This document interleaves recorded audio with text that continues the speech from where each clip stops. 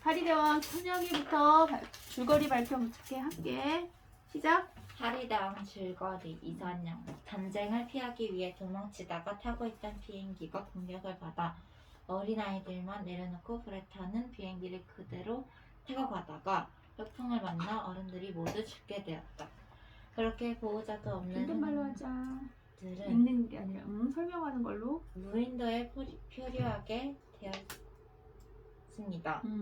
렐프는 새끼돼지라 불리는 무어를 만나 무인도에 떨어진 아이들을 더 찾기 위해 돌아다니다가 소라를 보게 되었고 그 소라를 무어 불어 아이들을 한 자리에 모두 모이게 했습니다. 렐프는 소라를 가지고 있어서 대장처럼 보이게 되어 모두 렐프를 잘 따라주었습니다. 렐프는 우쭐해져서 소라를 불면 소라를 들고 있으면 발언권을 얻는다라는 규칙을 정했고 아이들도 그에 대해 많은 호응을 해주었습니다. 렐프 혼자 대장놀이를 하는 것도 잠시 사냥을 잘하는 잭과 규칙주의자 렐프의 편으로 점점 갈라지기 시작했습니다. 잭은 렐프가 정한 규칙을 온전히 따르지 않은 채 자신 멋대로 자신을 따르는 아이들을 이끌고 사냥을 하러 다니고 렐프와 렐프를 따르는 아이들과 새끼돼지는 동화를 지켜서 탈출하고 싶어 했고 규칙에 따라 생활하고 싶어 했습니다. 이렇게 너무 다른 두 무리가 함께 생활을 하다 보니 갈등은 점점 깊어져만 갔고 결국 일이 터지게 되었습니다. 어느 날 렐프가 멀리서 연기가 올라오고 있는 것을 발견했습니다. 하지만 자신들의 봉화가 꺼져 있는 것을 알고 온몸이 상처투성이가 될 때까지 봉화를 켜기 위해 달려왔습니다. 렐프와 렐프 무리는 봉화 앞에 도착했지만 새끼돼지의 안경으로 불을 피워야 하는데 새끼돼지가 걸음이 느려서 결국 기회를 놓쳤습니다. 사실 봉화에 불을 피우는 순서가 잭의 무리인데 잭은 멧돼지를 사냥하러 가서 불을 꺼버린 것이었습니다. 렐프는 자신이 상처투성이가 되도록 뛰어 봉화를 지키려고 노력했는데 정작 지켜야 할 잭의 무리는 멧돼지나 잡으러 간 것에 화가 나 있었습니다. 결국 잭의 무리와 렐프의 무리 사이에서 싸움이 일어났고 무어의 안경을 한쪽이 깨졌습니다. 그렇게 사이가 갈라져 버린 렐프 무리와 잭의 무리는 그 뒤에도 사소한 트러블이 생겼고 그렇게 엉망인 무인도에서의 생활을 이어나갔습니다. 잭과 잭의 무리는 점점 야만적으로 변해갔습니다. 그렇게 지내다가 사냥을 자축하며 춤추던 잭의 무리는 소년들을 겁에 질리게 한 짐승의 정체가 낙하산병의 시체임을 알리려 한 사이먼을 흥분한 상태에서 살해하고 말았습니다. 이제 렐프의 곁에는 참목격인 새끼돼지와 몇몇 꼬마밖에 남지 않았습니다. 점점 더 흉포해지는 잭의 무리는 렐프 무리가 불을 피우지 못하도록 근시소년인 새끼돼지의 안경을 빼앗아 버렸습니다.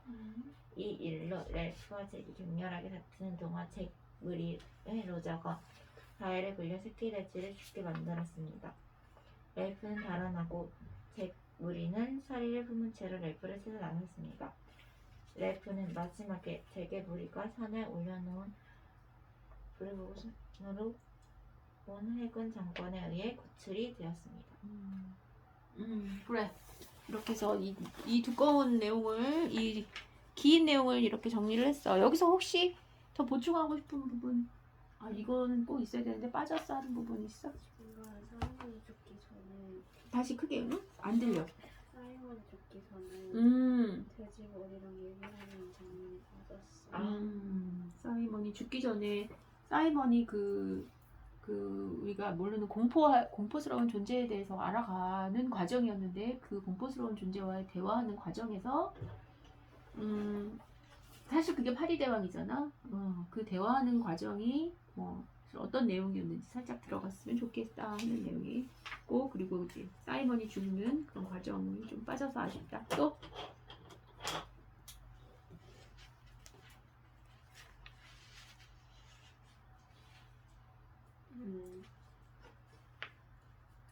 또 나는 기억에 나는데 이 부분이 되게 중요했고 기억에 나는 부분이 있었어 하는 부분 어디였어?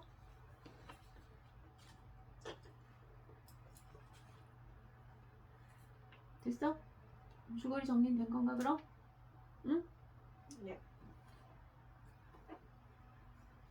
그래.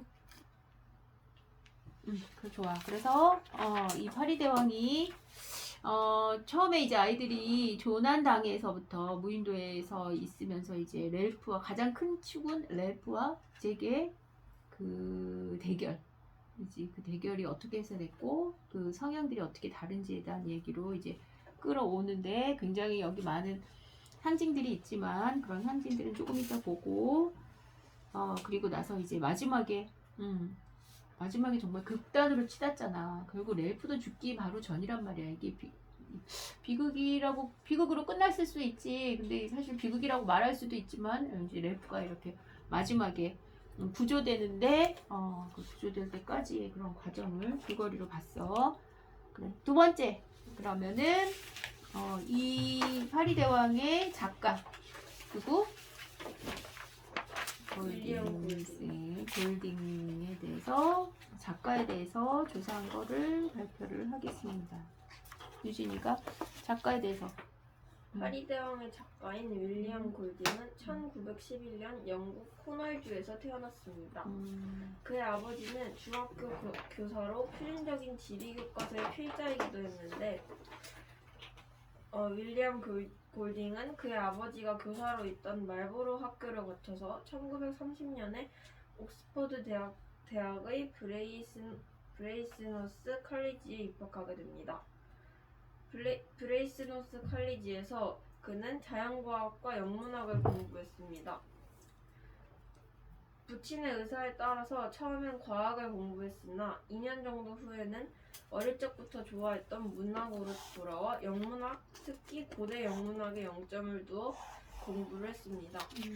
재학 중에 29편의 서정시를 묶은 책인 시집을 출간하기도 했습니다. 그는 해군으로 세계 2차 대전에 참전하기도 했는데 영국 해군으로 복무하던 중 발커렌 작전과 노르망디 상륙 작전 등을 참전하기도 합니다. 참혹하디 참혹한 전장의 모습을 본 뒤에 인간의 본성에 대한 깊은 회의감을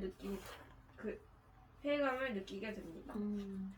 1939년에 결혼을 하여 솔즈베리에 있는 비숍 워즈워드 스쿨이라는 공립학교에서 교사 생활을 했는데 이곳에서 약 16년간 근무를 했습니다.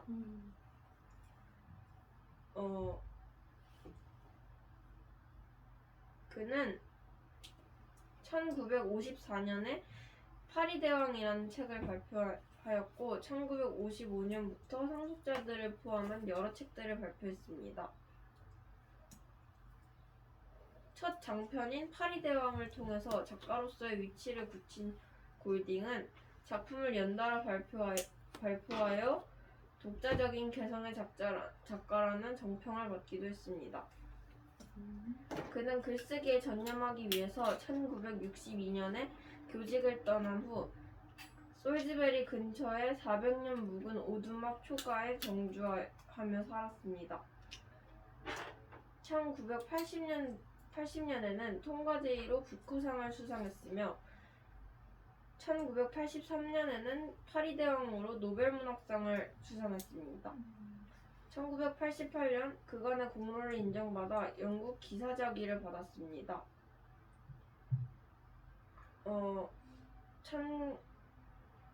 1993년에 그는 심부전증으로 사망하였습니다.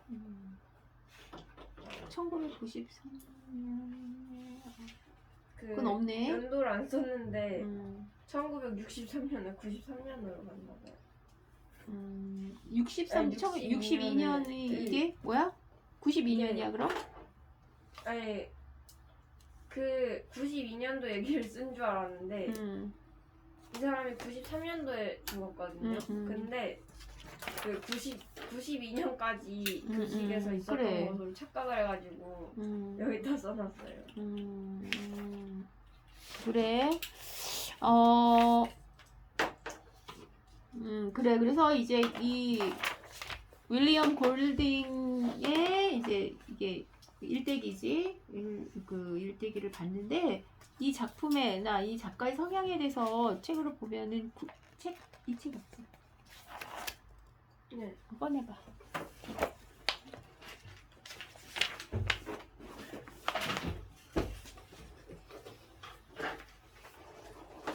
음, 324쪽. 책을 안 들고 324쪽. 이거 책이 다른 책이지. 이런 책이지. 그러면은 유진이가 그냥 읽는 거를 들어보자. 324쪽에 거기 있지. 종군 경험을 묻는 질문에 그는 다음과 같이 대답했다. 그 맨 위에 메뉴. 어. 네. 거기에서 이 사람이 이제 2차 세계대전에 참전하면서 어떤 심리적인 변화나 아니면 정말 많은 생각을 한 것 같은데 그때 심정에 대해서 이야기한 것을 읽어봐봐 한번. 2차 세계대전은 나에게 특별 영향을 끼쳤습니다. 정말 온몸이 돌처럼 굳어지는 공포를 느꼈습니다. 겁나더군요. 전쟁이 나의 인생 행로의 전환점이었습니다. 나는 인간이 할 수 있는 것이 무엇인가를 눈으로 보기 시작했습니다. 도대체 2차 세계대전이란 것은 어디서 온 것일까? 그것은 비인간적이고 이질적인 어떤 것이 만들어낸 것일까?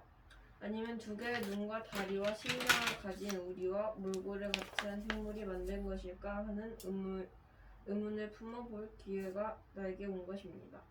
여기서 보면 2차 세계대전의 참혹한 그런 상황을 보면서 인간이란 도대체 어디까지 잔인해질 수 있나, 그리고 인간의 본성이란 과연 무엇일까. 우리가 이렇게 현시에 이렇게 보고 있는 사람들의 모습에서 봐서는 그렇게 참혹하고 잔인한 걸 우리 잔인하거나 아니면 비인간적인 걸 보면 막 너무 끔찍해하고 막 도저히 보기도 힘들고 할 수는 없고 당연히 보기도 힘든 그런 사람들로 알고 있었는데 전쟁에 가보니까 절망적인 상황, 아주 극단적인 상황에 처했을 때 인간이 어디까지 할 수 있는지 보고 너무나 놀란 거라는 거지. 그래서 이제 그것 그리고 인간의 본성이 도대체 무엇일까에 대해서 생각을 하게 된 계기가 됐다는 얘기야. 그 밑에도 계속 읽어봐. 2차 세계대전은 위에 인용한 말에서 볼 수 있듯이 인간에게 그에게 인간에 대한 심각한 회의를 일으키는 전기가 되었다. 그러나 이 회의는 1차 세계대전 직후의 전후 작가들이 품었던 것과는 질이 달랐다. 즉 해밍웨이를 위시한 소위 잃어버린 세대가 느끼던 혼멸과는 차원이 다른 회의였다. 잃어버린 세대는 혼멸로 인해 인생의 방향 감각을 상실한 데에 반해 골딩이 느낀 전쟁의 혼멸은 인간의 원죄에 대한 확신을 그의 의식 속에 심어주었다. 그는 전쟁과 살육의 원인을 사회 또는 이념의 허구성에서 찾지 않고 인간 본질 속에 내재한 악의 응어리에서 찾았다. 그리하여 1954년에 쓴 그의 최초의 소설 파리대왕 속에서 그러한 인간 본질에 내재한 악을 들여다보는 엑스레이 사진을 촬영하기에 이르렀던 것이다. 마치 인간의 본질, 그치? 본능이라는 건 눈에 보이지 않는 거잖아. 보이지 않는데 그것을 이제 심층적으로 깊이 있게 좀 다뤄본 소설이다. 엑스레이를 찍는 것처럼 이렇게 여기서는 표현을 했잖아. 그래서 이제 1차 세계대전이 일어나면서 그동안에 너무나 사람들이 잘 살았어. 근데 이렇게 전쟁이 일어나니까 너무나 혼란스러워졌지. 그래서 나는 어떻게 살아야 될까 하는 그런 생각을 하게 됐는데 2차 세계대전은 이제 그보다 더 많은 이제 참혹한 일들이 일어나는 걸 직접 이 사람이 봤지. 보면서 이거는 어떤 공산주의, 뭐 자본주의의 또는 제국주의 뭐 이런 문제가 아니라 그것 때문에 싸운다면은 정말 이렇게까지 사람이 잔인하게 할 수 있을까? 도대체 인간이라는 존재는 도대체 뭘까? 그렇지, 원죄라 그러지. 그러니까 본능적인 거란 말이야. 원죄라는 거는 내가 어떤 현실에서 바뀔 수 없는 어떤 인간만이 가지고 있는 문제점 같은 거. 그런 내가 바꿀 수 없는 거, 사람이 태어난 이후에 바꿀 수 없는 거, 뭐 이런 것을 생각을 하게 됐다는 거지. 그래서 그러면서 이제 인간이라는 거, 우리 그런 인간이라는 거에 대해서 이제 환멸, 느끼게 됐다는 거지. 우리 그런 거 느껴 어떨지 보면은 너네 그런 거 느껴본 적 있어? 도대체 인간이 얼마큼 잔인해져야 되는 거야? 잔인해질 수 있는 거야? 뭐 이런 거. 뭐 쉽게 말하면은 막 강아지 학대하는 사람들 있잖아. 막 너무나 잔인하게 학대하는 사람. 그렇게 할 수 있어?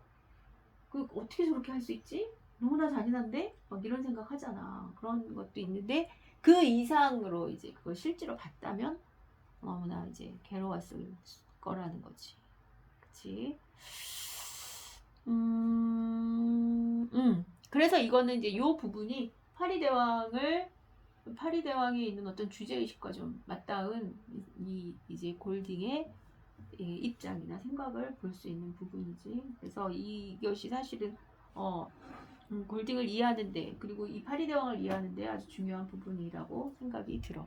이게 좀 들어갔으면 좋았을 거. 그래서 파리대왕을 썼을 때의 어떤 깊이 있는 그 마음, 심정 같은 걸 좀 더 이 조사에 포함을 시켜줬으면 좋았을 뻔했다는 생각이 들었어. 그래, 좋아. 그래서 이제 골딩이라는 사람이 2차 세계대전을 치르면서 했었던 인간의 본능, 그 다음에 인간의 그 본성 같은 것에 대해서 생각을 하면서 쓴 소설이고 1983년에 노벨 문학상을 받은 작품이다. 사실은 주인공들이 다 어린아이들이야. 어린아이들이기 때문에 동화 같지만 완전히 동화로 이제 만들어낸 어떤 깊이 있는 어떤 인간에 대한 이야기를 하고 있다. 그래. 그 다음에 세 번째는 인물. 여기에 이제 파리대왕에 나오는 인물을 한번 얘기를 해보자. 여기서는 없지만 지금 줄거리 유진이가 했던 이 뒷장에다가 여기 나오는 인물에 대해서 이제 메모를 하면서 얘기를 해줘. 그래야지 나중에 기억이 남지. 먼저 인물 누구누구 나오니 한번 얘기해볼까? 크게. 렐프. 책. 크게 렐프와 잭.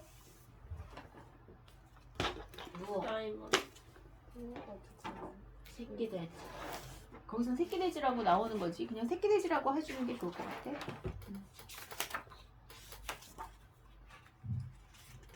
요정. 요정. 쌍둥이.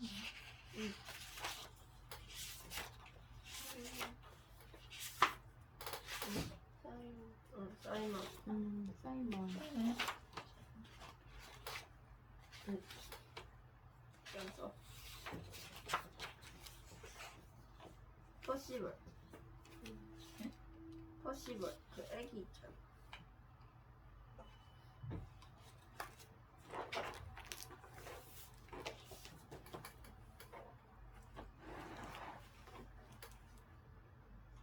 걔도 쓸 수 있나? 완전 초반에 나온 얼굴에 전방이 저기 이름이 나오나? 애들 뒤에서 그냥 얼굴에 점이 있는 아이라고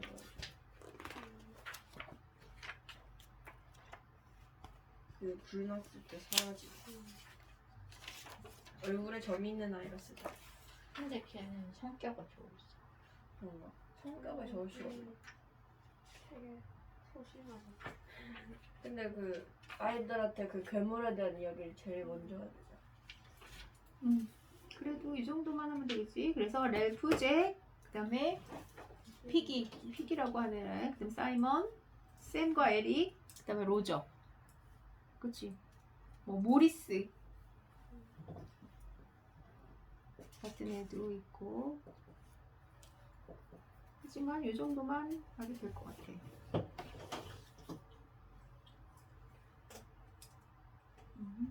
그래, 그러면은 먼저 이제 렐프부터 볼까? 렐프. 얘기해. 렐프는 어떤 아이였나? 뭘 보고 어떻게 그렇게 생각을 했나?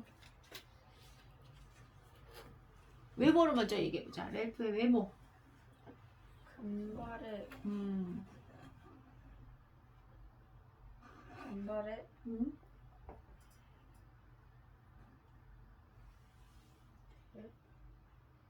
체격이 다부지고 체격이 다부지고, 키가 크다고 키가 크고 백인이다. 금발의 백인이야. 그리고 되게 반듯하게 생겼어. 모범적으로 생겼다고 하지. 모범적으로 생겼고, 모범적으로 생겨서 처음에는 모범적으로 생겨가지고 얘 진짜 모범적이고 착한 애인가 보다 했더니 바로 돼지 새끼였어. 새끼 돼지였어 하고 먼저 말을 하잖아. 얘는 뭐지, 착한가? 뭐 이상하네 좀. 뭐 이제 이런 의문이 들긴 하지만 그래도 여기서는 이제 래프라인 아이 그런 걸 봐서는 또 뭘까 얘는. 응? 그런 거 봐가지고는 또 그렇게 순하고 착한 거는 아닌 뭔가 좀 그런 생각도 들어. 또 어땠어? 얘 성격은? 되게 투표나 음? 철학 같은 민주적인 방법을 좋아하는 민주적인 방법을 좋아하는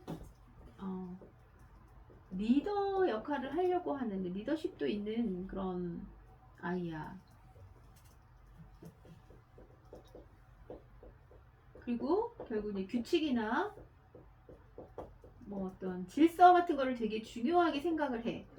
즉 법, 규칙 또는 질서. 그래서 그거를 이제 법으로 뭔가 하려고 하고,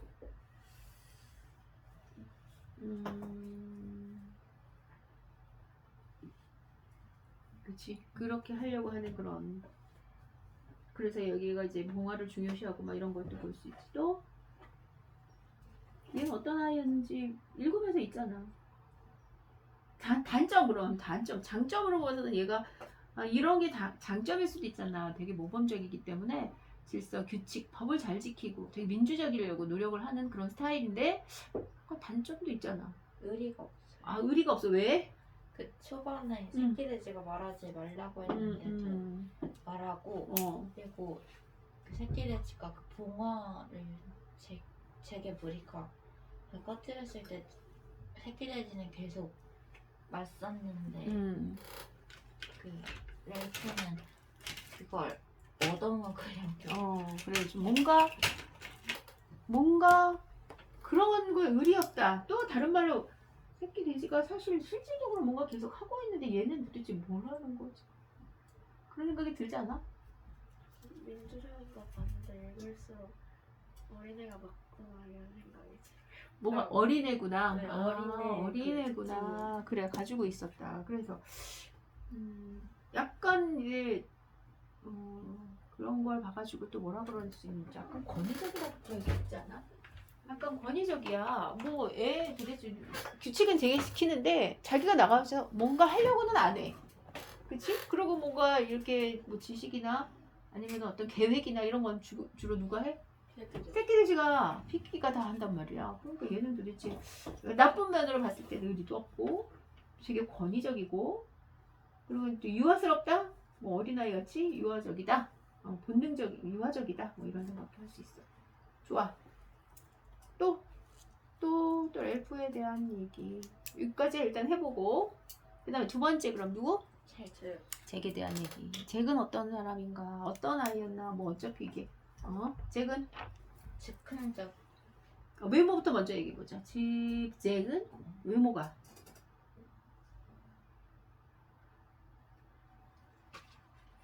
어땠어? 빨간 머리. 빨간 머리야. 그래 빨간 머리. 뭔가 금발과 빨간 머리. 금발 머리와 딱 드립 때 그래. 왜 그런 거 금발과 빨간 머리? 빨간 머리라고 하면 좀 뭔가 좀 있지? 네, 뭐지? 뭔가 나쁜 좀 부정적인 느낌. 그렇지. 우리 그렇지. 빨간 머리 앤 뭐 이런 거 옛날에 했는데 그거는 그래가지고 그것 때문에 이제 인식이 안 좋아서 뭐 그런 것도 있을 수 있고. 부정적인 옛날에 뭐 마녀 보면 뭐 빨간 머리 뭐 이렇게 하는 건데 아무튼 얘는 빨간 머리야.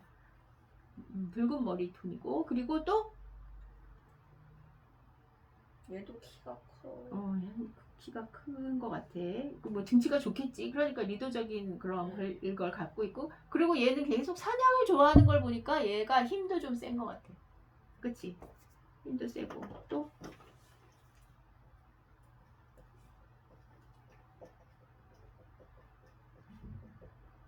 그럼 이런 이제 외모를 봤을 때 얘는 어떤 아이였어? 이게 엘프가 음, 막 투표 같은 거 하자고 할 때 좀 음, 그런 거 싫어하고 음. 그런 민주적인 방식을 좀 안 좋아하는. 민주적이지 않고 어떨까? 민주적이진 않아. 그러면서 자기 이익을 취하려고. 자기가 이익을 취하려고 그런 것도 있고 이익을 뭐 고기 같은 거 있으면 나눠 먹기도 하고 그렇단 말이야. 근데 이익이라기보다도 얘는 뭐에 이렇게 관심이 많은 거야? 소라 이런 거 필요 없어.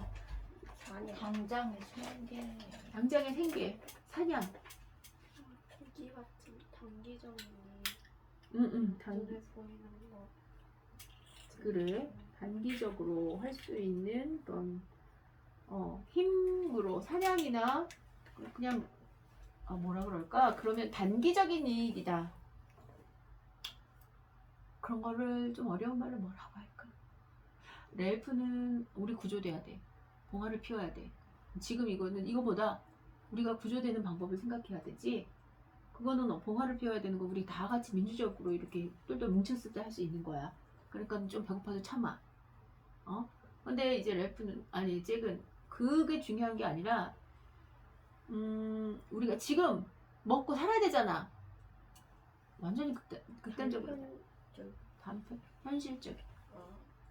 잭은 되게 현실적이야. 그렇지. 지금 살아야 돼. 그러면 렐프는 이상주의적인 사람 같지 않니?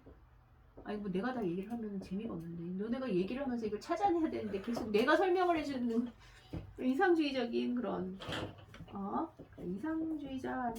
얘는 이상주의자고 얘는 현실주의자야. 그러면은 이제 쉽게 말해서 우리가 나는 만약에 이제 아주 이제 그렇지 나중에 토론 주제로 나는 렐프 편을 들까 잭 편을 들까 막 이렇게 볼 수 있지만 늘 크게 봐서는 나는 이상주의자가 옳다 아니면 현실주의자가 더 옳다. 나라면 만약에 이런 상황이면은 미래를 위해서 난 준비하는 이상주의자적인 성향인지 아니면 그거 이상 나중에 뭐 중요하지 지금이 더 중요하지 살아야 되잖아 아니면 현실주의자인지 그거 생각해서 이따가 얘기해보는 거야. 나는 과연 3명밖에 안 돼가지고 뭐 이걸 진지한 토론은 되겠지만 이게 폭넓은 토론이 될까? 이게 내가 일방적으로 얘기해주는 건 되게 재미없어. 너네가 얘기를 해야지 되잖아. 그러니까 많이 생각을 해야 돼. 그래.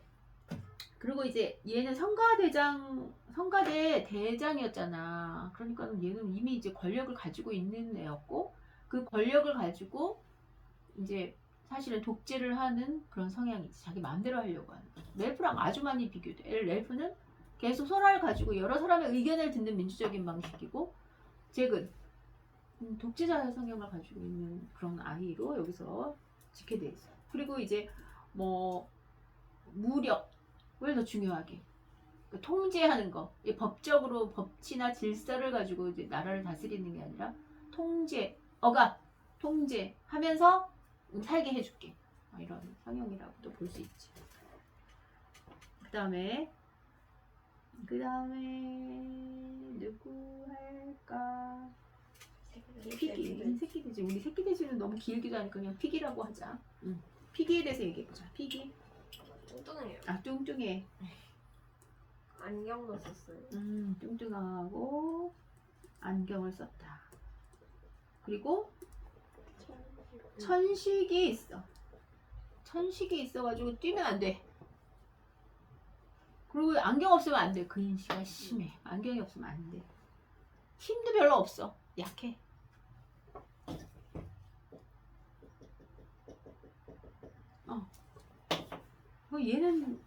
얘는 그럼 똑똑해. 똑똑해. 지금 중요한 건 똑똑해. 아는 게 굉장히 많아. 아는 것도 많고. 그런데 어떻게 돼? 얘는 어떻게 돼? 마지막에 죽어요. 왜? 죽어요. 왜? 얘가 계속 렐프 편 들고서 막 그 잭의 의견을 계속 반대하고 그래서 자기 의견을 엄청나게 제가한테 막 얘기를 하니까 잭 무리가 돌 밀어가지고 죽여야 돼. 그치. 먼저 안경을 뺐고, 네. 그치. 안경을 뺐고, 그리고 죽이게 된다. 그래. 어땠어? 피기에 대해서 좀 얘기 좀 해볼래? 자기 혼자 알고 있는 지식은 되게 많고 어떻게 해야 될지 잘 알고 있는데 그거를 막 애들한테 애들 어린 봉화를 피워야 돼, 오두막을 지어야 돼 소리만 하고 자기는 직접 안 해. 아, 자기는 하지 않아. 실천하지 않아. 나서지 않는. 말만 해. 실천하지 않고 말만 해. 그런 걸 좀 어렵게 말해서 수동적인 지식이야. 수동적이지. 자기 능동적으로 막 뭔가를 하려고 실천하지 않아. 실천하지 않고 그냥 말만 해. 그래서 얘한테는 꼭 누가 필요해? 렐프가 필요하지. 렐프 옆에서 계속 렐프를 이렇게 조정하고. 근데 렐프도 사실은 짜증나잖아. 좀 짜증나지 얘 때문에. 그런 것도 있었지만 그래도 얘가 하는 말이 이제 맞는 말이기 때문에 그걸 따르려고 했지만 쟤 같은 경우에는 내가 왜 따라. 그렇지. 그렇게 이제 해가지고 결국은 너무 짜증나는 거지. 그래서 얘한테 가장 중요한 안경만 뺐고 얘를 이제 죽이게 되는 그런 과정이지. 그래서 이런 말을 하더라고 언니들은. 얘 훈수충이에요. 아니 들어봤지? 네. 말만 하는 거야 계속. 짜증나잖아. 근데도 이렇게 그 학교에 이제 계속 잔소리하고 막 뭔가 가르치려고 하고 막 이런 애 보면 되게 짜증나니까 오죽하면 훈수충이라는 말을 하겠어. 그래서 훈수충 같은 그런 아이였었지. 그치? 그래서 근데 이런 애가 이제 어떤 역할을 하겠어? 사회에서. 사회에서는.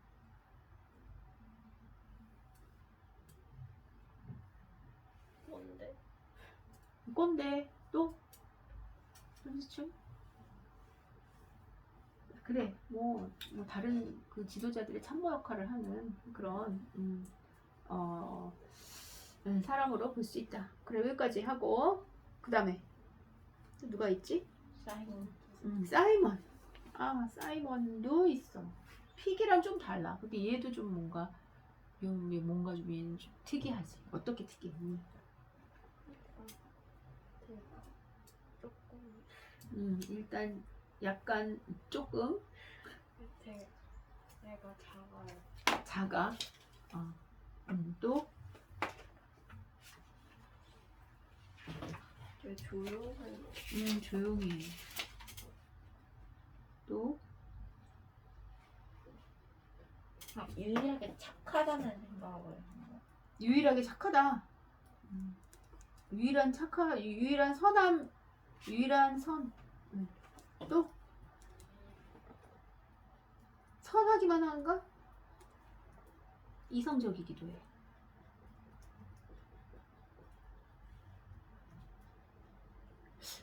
사회에서 어떤 사람이라고 생각하니? 사이먼 같은 사람. 이 여기서 역할을 생각했을 때 이 사이먼은 어떤?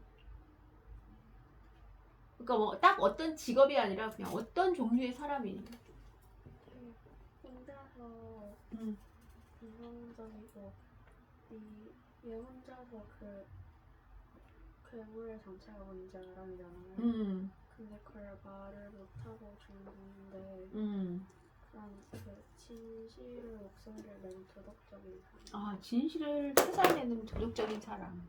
그래.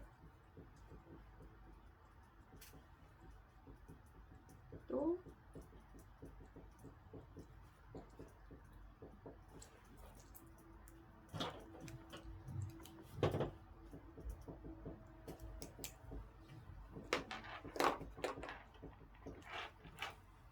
어떤 사람일까 있나?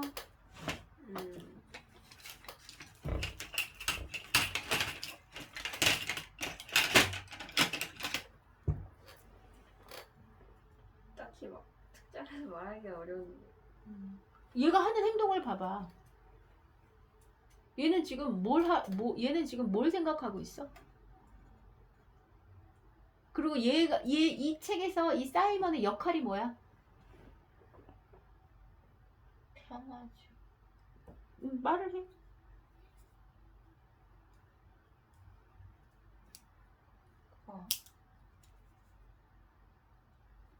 사이가 안 좋은 상황에서도 음. 뭐지? 새끼 돼지가 잭한테 따지는 상황에서도 새끼 잭한테 안 좋게 보일 텐데도 새끼 돼지를 챙겨주고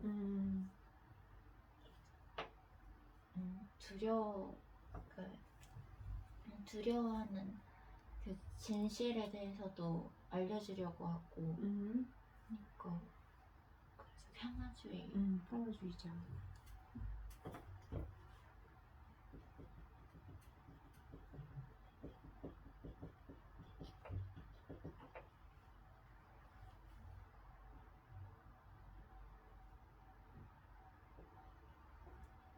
근데 그 피기는 원래 아는 지식이 많지만 사이먼은 알아낸 지식이 있는 거잖아요.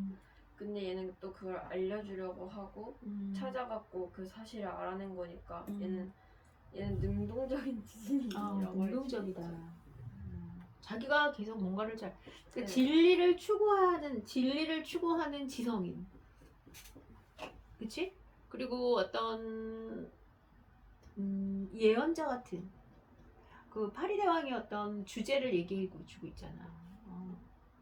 파리대왕과 대화를 하면서 되게 파리대왕과 다른 거기 나머지에 있는 사람들이 파리대왕이라고 하는 그 알지? 머리에다가 막 파리가 뭐 대화할 수 있는 사람이 있었을까? 사이먼은 어떻게 해서 그런 대화를 할 수 있었을까?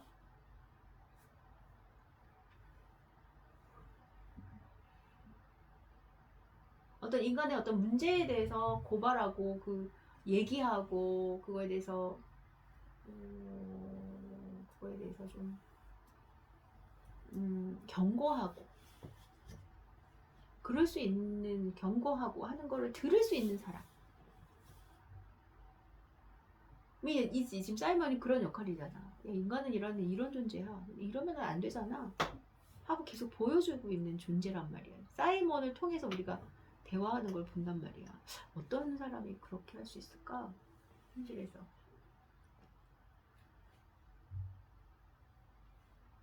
약간 신적인 인물이라고 볼 수 있잖아. 종교적인 인물. 그치? 이게 예언자 같은 그런 역할도 하는 것 같아, 얘가. 그치? 그래서 얘가 계속 살아남았으면 그러면은 뭐 진실로 알 수 있고 모든 실체를 알 수 있었을 텐데 그렇게 하지 못해서 좀 안타깝기는 하지만 우리가 이 책을 통해서 이제 얘기를 들은 것은 사이먼과의 파리대왕과의 그 대화를 통해서 이 책에서 말하려고 하는 게 뭐구나 하는 어떤 경고나 예언의 메시지 같은 거를 들을 수 있었던 것 같아. 그러니 내가 말을 다 하면 너네는 끄떡이는 어떤 영상만 나오는 거 아닌가 하는 생각이 들어서 걱정이네. 그래, 그 다음에 또 누가 있어? 로저. 로저. 항상 우리 동물농장에서 대변인 역할을 했던 누구였지? 퀼로 이름 색을 두 글자 나왔네. 스킬러요. 만만치 않은 악인 같은 네. 느낌이잖아. 여기서도 얘도 잭만큼 만만치 않은 얘도 무서운 그런 아이였지. 그래서 그래 로저에 대해서 얘기해봐봐. 내가 처음에는 그렇게 나쁜 애인 것 같지 않았는데 갈수록 막 되게 나서서 잔인한 행동들을 하는 애가 맞아. 가능할수록.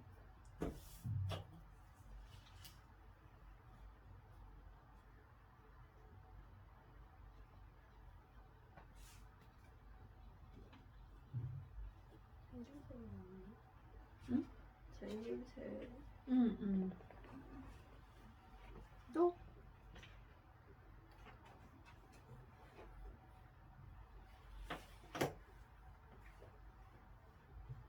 그래 또 그럼 여기서는 뭐 로저 같이 그러니까 잭 혼자서라면은 아마 못했을 일인데 점점 동화돼 가는 거잖아. 잭처럼 돼가고 있는 중에 대표적인 애가 로저고, 나머지 애들도 나중에는 다 그렇게 동화돼 가는 거고, 마지막에는 가면을 쓰니까 그 다음엔 완전히 이제 다 잭과 같은 인물이 되는 그런 과정을 보여주고 있단 말이야.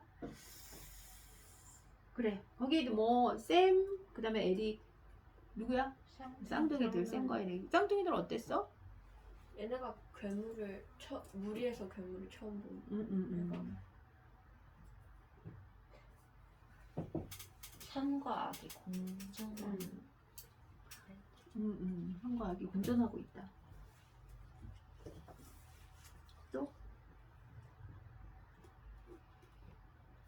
이게 뭔가 이제 뭐 그때그때 상황에 따라서 그냥 행동하는 그냥 일반적인 사람, 거기 뭐 해월드, 로버트, 빌, 헨리 같은 여러 어린아이들, 5살부터 12살까지 아이들이니까 완전 애기인 거잖아. 그래서 아무것도 모른다는 게 뭐냐면 사회생활 자체를 해본, 사회적인 어떤 규칙이나 이런 것에 완전히 이렇게 동화되지 않은 아이들로 볼 수 있는 거지. 그래서 이런 인물들이 이제 여기서 전체적으로 나오고 있는데, 여기에서 말하려고 하는 것들이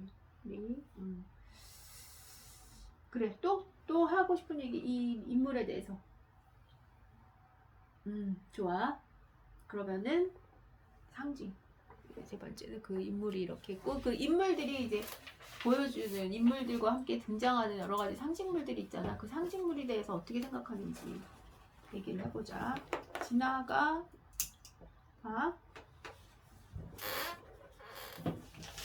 나는 이제 참가자고 진아가 주도하는 거야. 상징물을 정해보겠습니다. 일단 제목으로 나오는 파리대왕은 악마인 가을 샘을 의미한다고 하는데요. 이는 악마의 내면의 신부에게 입맛을 상징입니다. 파리대왕. 그래, 이제 먼저 파리대왕부터 해보자.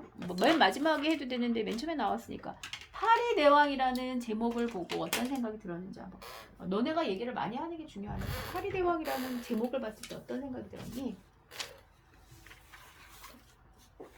그 책을 읽다 보면 돼지 머리에 파지가 들끓는다고 이거는 그 나오는데 뭐라고 해야 되지?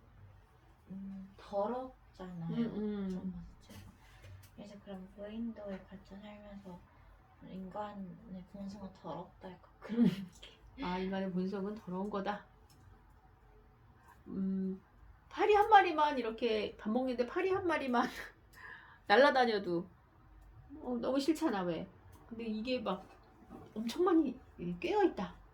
벌통에 벌들처럼 막 그렇게 깨어있다고 생각하면 지저분하게. 또 제목 처음에 뭐 읽기 전에도 좋고, 뭐 읽은 다음에도 좋고, 읽으면서도 좋고, 이 파리대왕이라는 단어에 대해서 어떻게 생각했었는지 볼까?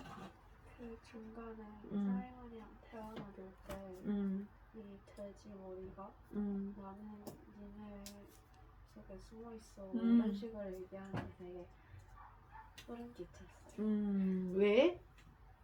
이게 파리 대왕이 좀 이 사이먼이랑 얘기하는 중에서도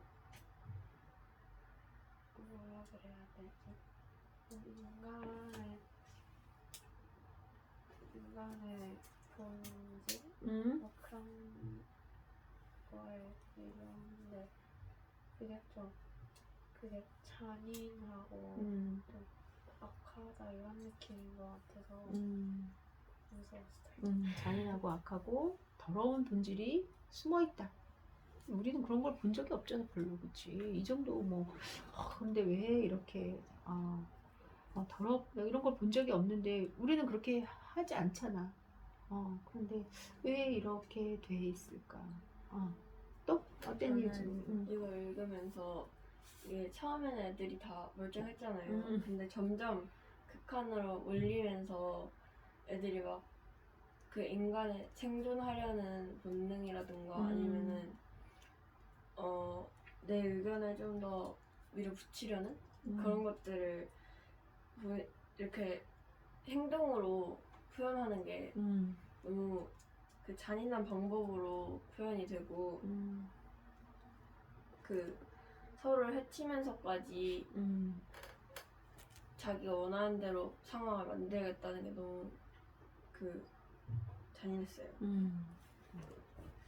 그리고 처음에는 파리 대왕이 뭔 파리야 네, 막 이제 파리가 그랬는데 안 그리고 처음에 이제 애들 얘기 나오니까 되게 순수한 얘기인 줄 알았는데 가면 갈수록 이제 너무나 잔인하고 너무 극단적이고 너무나 이제 무서운 그런 얘기로 이제 바뀌잖아. 그러면서 그러면 파리 대왕이 뭐지 하는데 이제 나중에 중간쯤에 보면 이제 사이먼이 이제 파리 대왕이 뭔지 파리와 이제 파리 대왕이 뭔지에 대해서 얘기를 하게 되면서 그 안에 숨어 있는 인간의 악마성 같은 것을 볼 수 있다는 그런 얘기인 거지. 그 다음에 그다음 렐프는 우리 렐프는 이제 인간 아까 이제 성격에서 했지만 그래도 어떤 우리가 여기서는 다 12살 정도의 아이로 렐프와 잭을 설정해 놨기 때문에 그게 아마 진짜 그런 애들이 아니라 상징하는 게 있을 거라는 거지. 해보자. 렐프는 민주적인 지도자의 상징입니다. 그는 투표와 같은 민주적인 방법을 선호합니다. 대체적으로 평화로운 방식을 선호하고 타협을 원합니다. 그러나 완벽한 지도자는 아니었기 때문에 계속해서 발전해 나가는 인물입니다. 계속해서 렐프에 대해서 더 얘기해야 돼. 더 얘기하자고 지나가 계속 얘기해보세요.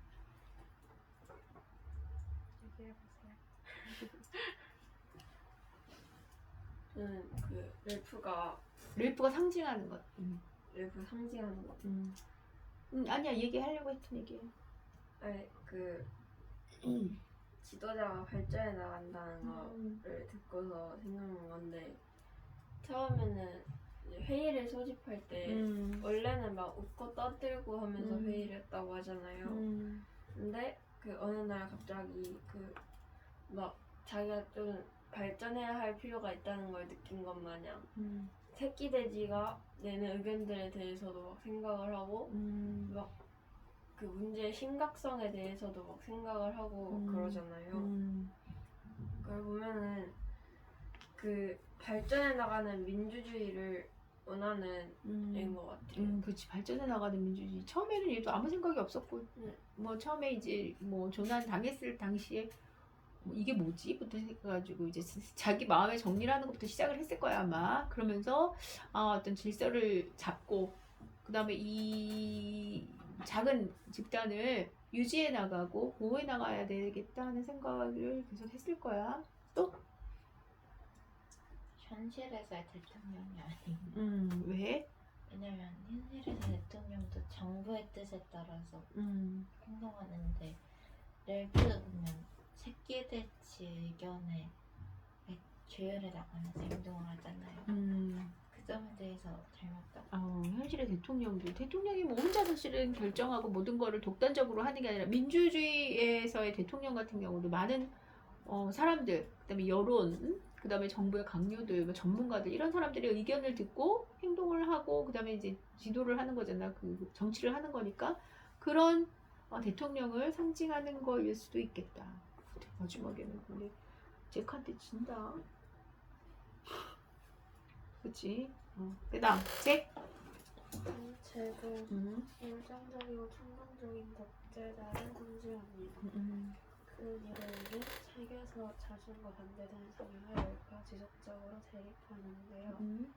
그는 민주주의적인 방법과 합리적 표현을 멸시하는 권력지향적인 인간의 상징입니다. 그래. 좋아. 독재자를 상징하고 또 그 작가에게 들으면서 멋지를 상징한 것을 있다는 것. 그치. 2차 세계대전 중에 정말 이유 없는 어떤 그 공격과 전쟁 그리고 이유 없이 정말 그 자기네들이 내세우는 말도 안 되는 주장으로 뭐 유대인을 죽인다든지 학살하고 그런 것들. 그 다음에 바로 옆에 있었던 프랑스와 영국, 프랑스와 독일이 침입했기 때문에 이제 적군이 되면서 뭐 그냥 내가 살 길을 죽이는 것밖에 없는 그런 잔인한 그런 전장에서의 얘기에서 보면 제기 나치와 같은 독재자, 그다음에 공격성 강한 그런 독재자, 충동적이고 하는 걸 얘기하는 것 같다. 좋아 또 너무 좋았어 또. 나치라고 하니까 음. 그 이유 없는 혐오 같은 게 떠올랐는데 좀 현대 사회에서 보면은 지금 푸틴. 러시아 대통령 딱 푸틴이 아닌가 푸틴 딱 맞는 것 같아요. 푸틴도 그렇고 김정은 뭐 이렇게 또 그렇고 그래 그런데 그래 그런 거일 수도 있다. 그러니까 이유 없이 공격하고 그 다음에 현실 아주 극단적인 현실주의자이면서 자기의 이익을 위해서는 어떤 뭐 수단을 가리지 않고 공격하고 승리하려고 하는 그리고 무력으로 그것도 무력으로 하는 그런 사람이다. 또 그래 좋아 그다음 피기 행동하지 않는 지성을 상징합니다. 세계에서 느끼되는 사람들에게 잔소리를 늘어놓으면서 계획을 많이 짜지만 정작 직접 행동하지는 않습니다. 여기서 그는 계획만 세워놓고 주체성이 없는 지식인을 나타냅니다. 그래 되게 읽기자 그러잖아. 천식이 있어서 일단 아파. 몸이 약해. 힘도 없어. 뛰지도 못해. 그걸 뭘 말하는 걸까? 여기서 말한 것처럼 행동력. 가만히만 앉아갖고 시키기만 하겠다는. 그치. 탁상 공론이라고 그러는 거잖아. 그냥 앉아서 이제 자기 공부만 했어. 아는 건 있는데 하나도 행동할 수 있는 능력도 없고 의지도 없고 뭐 그런 인물 그게 아닐까. 그리고 좀 지적인 사람들이 좀 그렇잖아. 왜 활동적이기보다는 그냥 공부만 해가지고 그냥 되게 소극적이고 수동적이고 그런 지식인을 말하지 않나 하는 생각이 드네.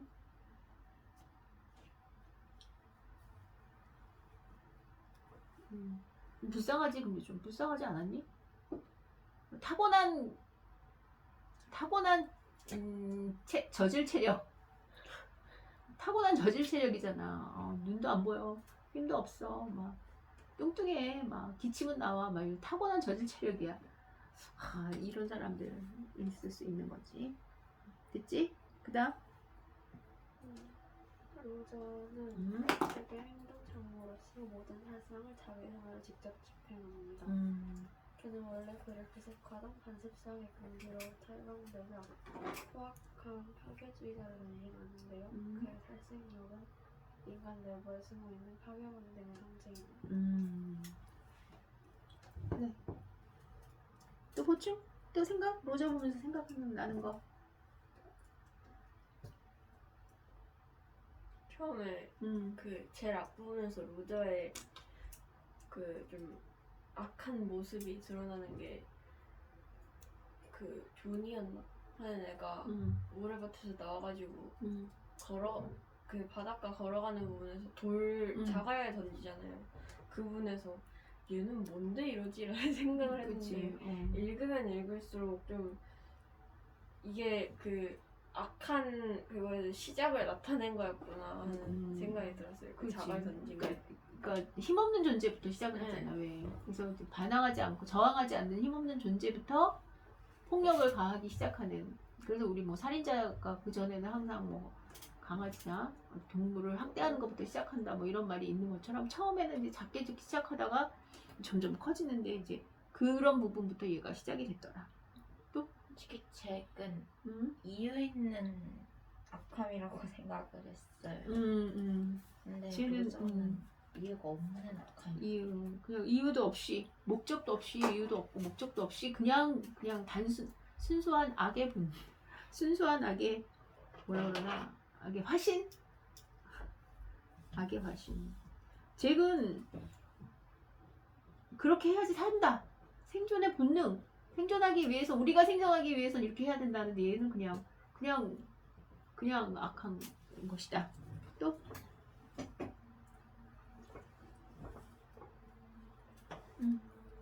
좋아. 그다음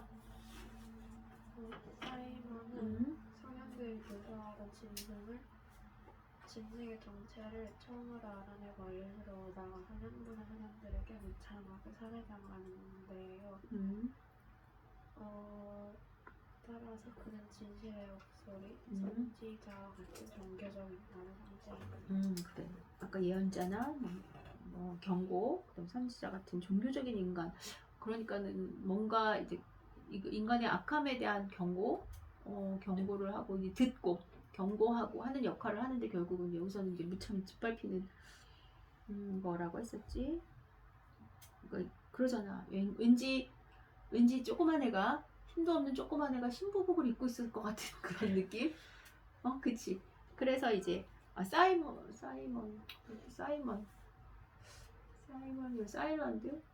침묵하고 있지만 뭔가 그러니까 경고, 사이렌이잖아, 사이렌. 그래서 어떤 경고하는 의미. 제목의 이름에서부터 좀 그렇잖아.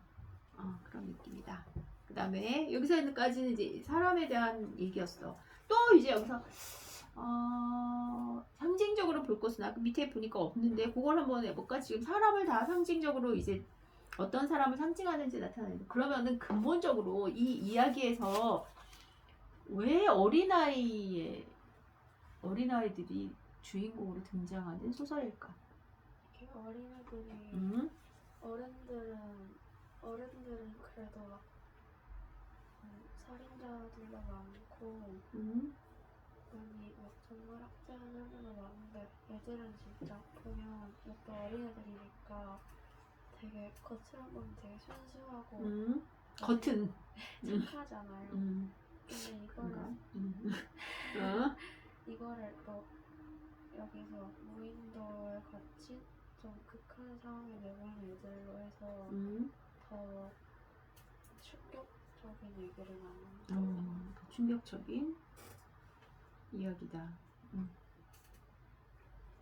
순수한, 겉으로는 되게 순수한데 이런 극한 상황에서 이렇게 되는 걸 보니까 와 정말 충격이야. 그래서 어떤 애들이 막 아기 때부터 막 옆에 있는 친구 유아 놀이방인가 어린이집 같은 데 가가지고 막 친구를 막 이렇게 꼬지는 애들도 막 있더라. 타고나나? 어릴 때 친구 어릴 때 아니고 어릴 때 어떤 친구가 왜 그런지 모르겠는데 자꾸 놀 때 친구 머리 이렇게 탁 치고 그런 애가 있었어. 맞아 그런 애가 있다고. 그리고 또 어떤 애도 막 물기도 하고 막 그러고 막 그 장난감 가지고 이제 걔가 먼저 가지고 있는데 걔가 놀고 있는데 재밌어 보이는 거야. 그러니까 확 뺏고 이거 겉보기에 이게 착한 건가? 어린애들이 과연 순수한 건가? 막 이제 그런 생각을 할 수는 있지만 아무튼 우리가 생각하는 일반적인 어린아이들. 근데 나중에 이제 오은영 박사님의 금쪽 이야기를 보면 걔는 뭔가 문제가 있었던 것 같지. 아무튼 그렇지 이제 그러니까 결국은 아이들은 다 착하다 뭐 이런 이야기로 이제 시작을 했다. 또 어린아이님. 어른들은 좀 성장을 하면서 변화를 하잖아요. 그러니까 완전 순수하게 본성에서 우러나오는 그 악이라고는 하기에 좀 어려운데 어른들은 왜냐면 좀 변한 탁한 악이라고 해야 되나 그런 느낌인데 어린 아이들은 진짜로 사회에 나간 지 얼마 되지 않은 애도 있고 아예 사회에 나가본 적이 없는 애도 있으니까 그 어린 애들이 그런 아이들도 이미 악함을 가지고 있다. 이미 그 본성부터 악한 그런 게 있다. 본성부터 인간은 악함이 있는 거 아니냐 하는 얘기를 보여주기 위해서.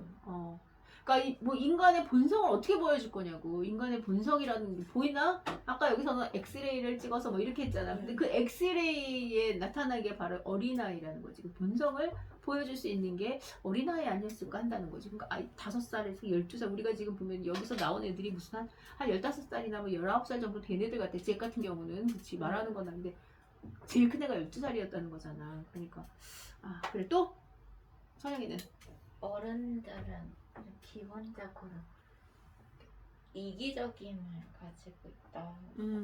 어른은 근데 어린아이들은 막 협동심이 많이 있고 같이 막 더불어 살아야 하는데 어른들로부터 계속 그걸 배우고 계속 세뇌되어져 있으니까 그걸 기본적으로 가지고 있던 아이들인데 그걸 하면서 결국 자신의 본성이 나온다는 걸 표현하려고 그런 게 아닐까.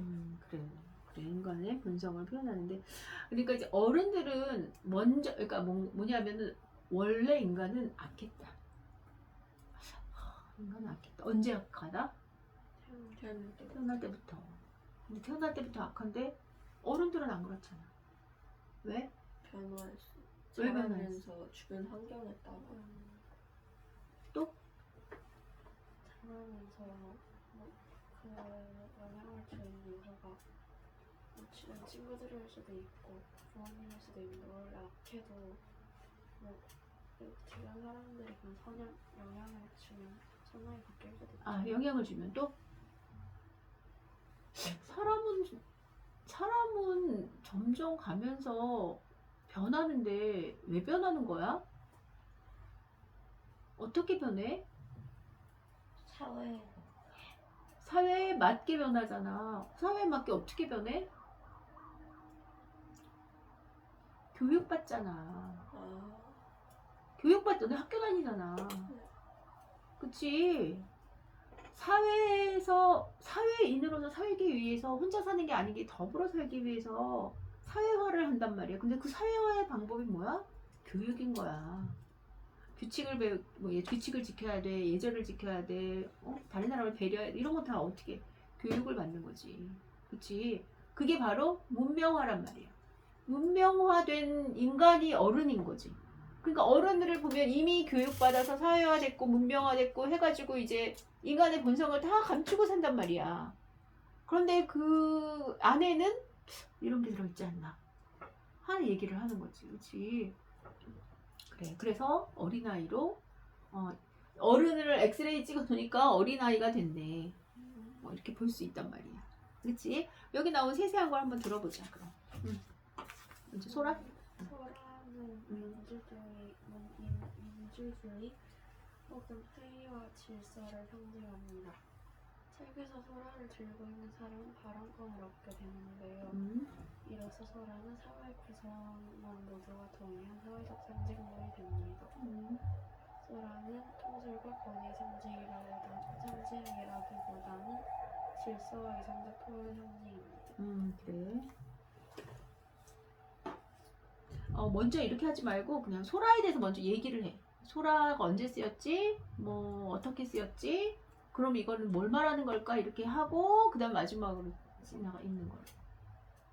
또 너네가 소라를 어떻게 읽었어? 언제 사용됐어? 회의를 소집할 때랑 처음에 렐프가 아이들을 위치를 한 곳으로 모을 때 소라를 불렀어요. 그래. 또?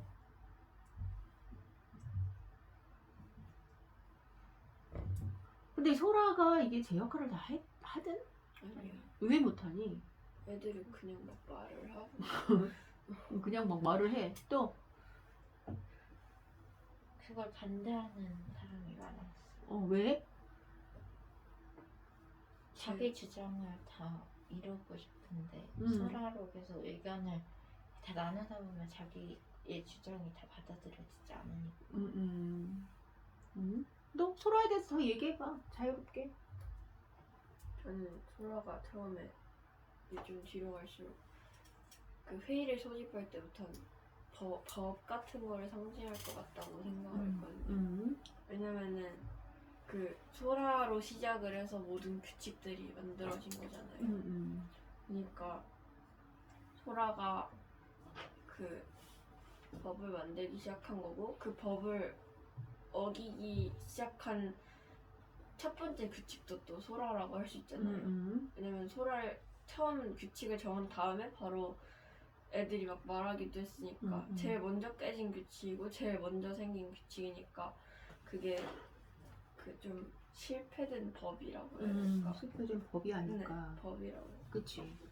이거 가진 사람만 발언권이 있단 말이야. 그걸 가지고 있어야지만 어떤 여기서는 통솔과 권위의 상징이라기보다는이라고 했지만 사실 약간 권위적인 이게 있어야지만 어떤 권리가 생기는 거잖아.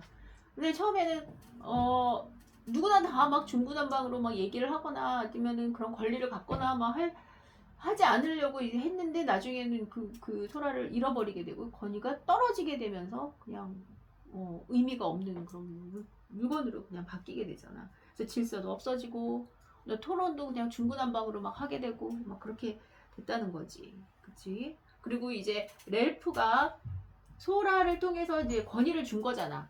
그러니까 렐프의 권위도 사실은 있는 거지. 그걸 통해서만 이제 민주주의의 어떤 지도자로서의 역할을 할 수 있는데 그게 뭐 소라가 없어지고 소라의 그 역할이 없어지니까 얘도 뭐 없어지는 거나 마찬가지지. 아니니? 그러니? 그다음에 안경에 대해서 그냥 안경에 대해서 보지 마. 읽지 말고 그냥 안경은 어떤 역할을 했고 어떻게 쓰였고 마지막에 어떻게 됐고 이게 그래서 뭘 말하는지 한번 얘기해봐. 그냥 편안하게 얘기해. 안경이 음. 그 처음에 그 빛을 모아가지고 근시가 심하니까 알이 음. 죽었잖아요. 그러니까 빛을 모아서 불을 지필 때 처음 사용됐는데 그 불이라는 게 봉화를 올려가지고 이제 그 배가 볼 수 있게 하는 그런 역할 중에 하나잖아요. 그러니까 안경이 없으면은 불을 지필 수도 없으니까 안경이 굉장히 좀 중요하게 애들이 막 엄청나게 좀 소중히 여기려고 처음엔 했던 것 같은데 나중에 제일 먼저 막 먼저 깨진 게 막 안경이잖아요. 그러니까 그 안경이 뭐라 해야 되지? 그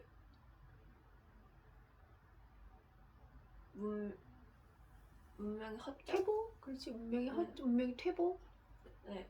지키지 않으면 소용없는 거잖아. 그러니까 맨 첫 장면이 뭐야? 렐프와 피기가 만났어. 피기가 뭐 하고 있어? 안경 닦고 있어. 해가지고 뭘로 닦지? 막 이렇게 보면 닦고 있잖아. 이제 계속 얘는 그걸 이제 그러면서 이제 얘가 이거 상징인 거라는 걸 알 수 있고 그리고 계속 이제 우리 문명을 계속 발전시켜 나갈 수 있는데 결국은 이런 독재나 이런 절망적인 상황에서는 이게 사실 별로 의미가 없는 거였네. 그런 생각을 하게 문명은 점점 퇴보하고 있다는 것도 새끼돼지가 안경이 없으면 알고 있던 그 지식들도 다 발휘하지 못했으니까 이게 렐프의 무리의 이런 그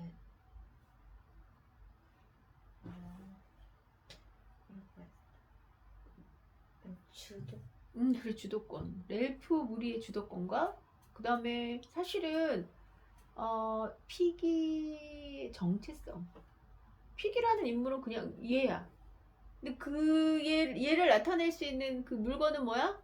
안경이잖아. 그러니까 피기는 안경이잖아. 그러니까 얘의 정체성을 나타내는 건데 이제 이게 점점 정체성이 이제 부족해지고 피기는 이제 점점 약해지고 그 다음에 그러면서 렐프 무리도 약해지는 그런 과정이었다. 또 그래 보자 읽어봐. 그래서 안경은 문명과 지식의 상징입니다.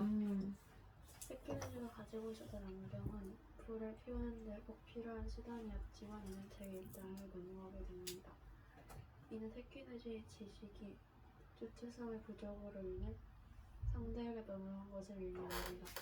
또 안경이 망가지고 깨지는 것을 분명히 점점 퇴보하는 것을 의미합니다. 그래. 그래서 문명이라고 우리 아까 했지만 사회화 교육을 통해서 이제 문명이라는 게 있고 그래서 사람의 어떤 본능, 악한 본능이 이렇게 뭐라 그럴까 숨겨진다. 악한 본능을 이렇게 억누르는 것도 아닌데 우리는 그냥 그것 억누른다고 말하지 않고 뭐라고 할까? 어떤 악한 본능은 숨기고 사는데 이제 그러면서 이제 문명이 퇴보하면서 이제 악한 본능이 이제 밖으로 드러나게 된다는 그런 얘기겠다. 그다음에 불이 어떻게 쓰였고 뭘 말하는 것 같아? 불이 그 봉화를 피우는데 불이 이용되잖아요. 그때 불이라는 게 생존에 꼭 필요한 수단이고 또 구조되는데도 필요하니까 거기에 연결되는 그런 과학 기술? 과학 기술이다. 또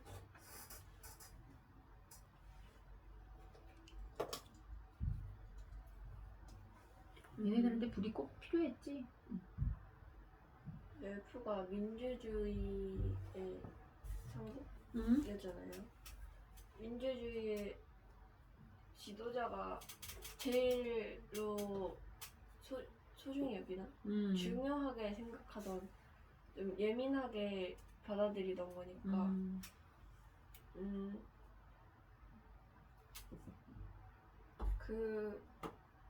그런 민주주의와 관련된 거 아닐까요? 아, 민주주의와 관련된 거. 네. 불이 있어야지 살아, 얘네들은. 네. 환영이는. 렐프한테도 부활을 시작하기 위해서 불이 필요했고, 잭한테는 먹는 먹이를 거먹는 구워먹는 용도로. 필요했으니까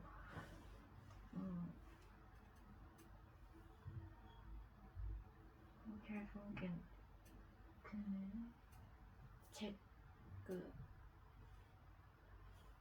근데 그 마지막에는 여러분 잭이 불을 지르려고 했잖아요. 그네는 그 불이 꼭 필요한 데도 쓰일 수가 있지만 위험하게도 쓰일 수가 있으니까 이것도 진우가 말해서 생각난 거지만 이것도 과학기술이 꼭 필요한 과학기술이다. 그래, 그럼 뭐 말해도 괜찮아. 우리 삶에서 꼭 필요해. 왜냐하면은 불이 있어야지 되는 첫 번째 이유. 먹을 수 있다. 그렇지, 꼭 필요해. 두 번째 이유. 따뜻하게 밤에 빛을 주고 그 추울 때는 온기를 주고. 그래. 세 번째는 봉화를 올린다. 구조될 수 있잖아. 불이 있어야지 구조될 수 있잖아. 사실은 구조된 게 얘네들이 그 막 불을 피워가지고 막 연기가 나가지고 구조대가 오고 막 그랬어. 불이 있어야지 구원이란 말이야. 구조가 될 수 있다는 거지.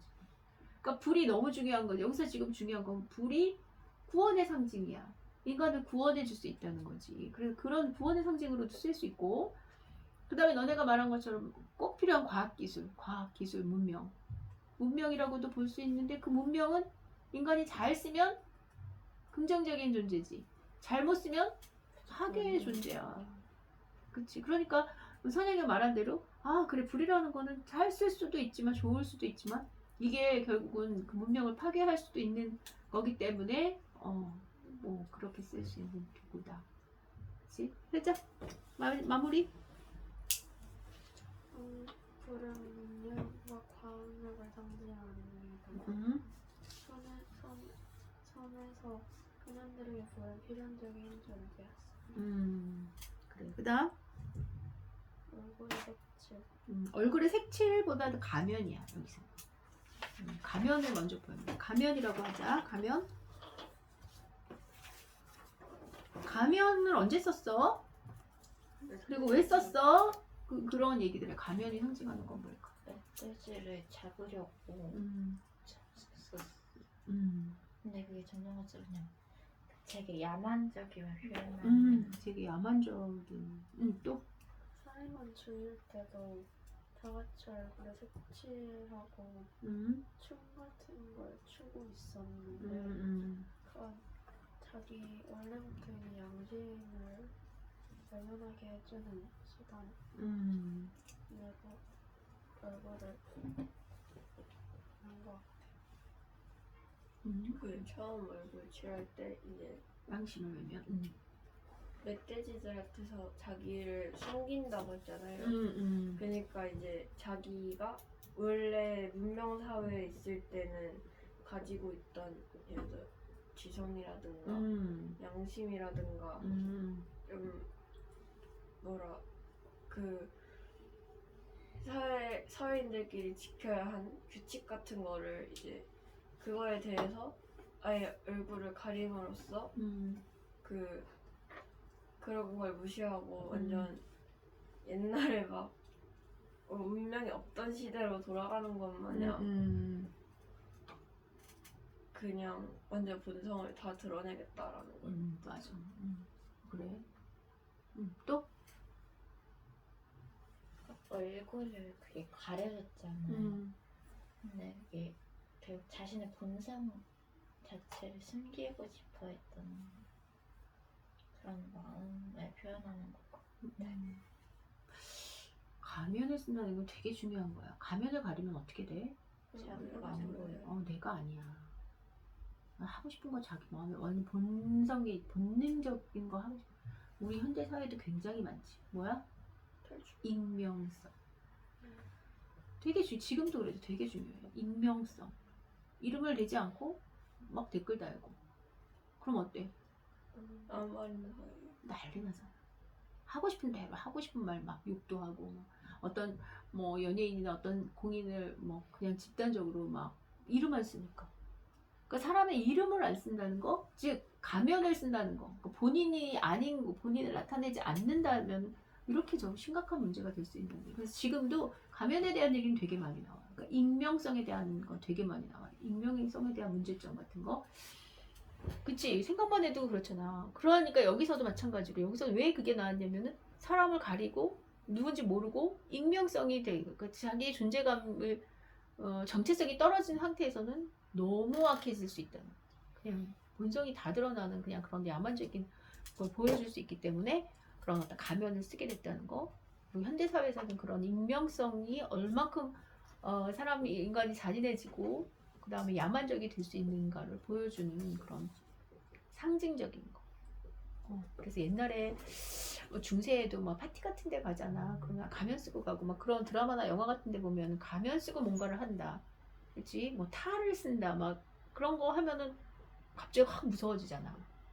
그치? 아, 저 사람이 뭔 짓을 할지도 모르겠네. 뭐 이런 생각이 든다는 거지. 그래서 가면은 그런 의미에서 여기저기에서 되게 많이 나오는 거야. 그 다음 샘과 에릭이 쌍둥이는 왜 위에 안 가고 얘네는 밑에 물건으로 왔어? 해? 샘과 에릭 쌍둥이 그리고 그냥 이거는 일자 위에서 했으니까. 무기력하고 기회주의적인 소심이를 상징합니다. 그들은 스키데지와 함께 마지막까지 렐프의 곁에 남았지만 제게 협박에 굴복해서 도주한 렐프를 찾는 데 협조합니다.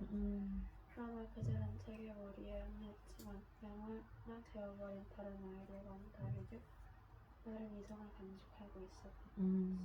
조금 양심이나 뭐 이런 게 좀 있어. 그렇지만 뭐 그렇단 말이야. 근데 마지막에 봉화는 읽어 그냥. 봉화는 운명을 상징합니다. 최근 소년들에게 운명으로 돌아가기 위한 유일한 방법은 봉화를 피워서 구조를 하는 것입니다. 불을 피우는 거잖아. 그러니까 결국 구조. 여기서는 구조면서 구원의 상징. 봉화가 있어야지 구원될 수 있잖아요. 여기서는. 그래서 인간에게 어떤 구원이 될 수 있는 그런 어떤 야만의 세계에서부터 구원될 수 있는 것이 이제 봉화를 통해서 하기 때문에 구원의 상징이다라고 볼 수 있단 말이야. 그러면은 뒤에 방화 있네. 뒤에 방화 있네. 방화? 불을 입는다?